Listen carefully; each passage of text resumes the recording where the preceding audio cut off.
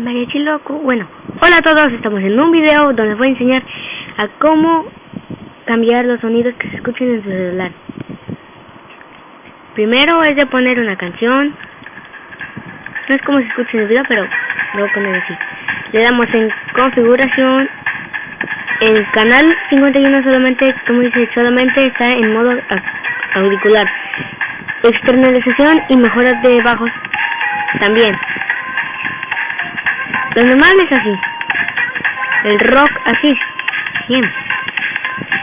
El jazz escucha un poco más como si estuviera tapando la bocina clásica. Un poquito más duro. Dance también un poco más. Eso no lo escucho un poco de... No sé, claro. Esto es en vivo, como si estuviéramos ahí. O justo cuando está pasando algo. En el auditorio es el que más cambios les noto, ya que... Bueno, escuchen.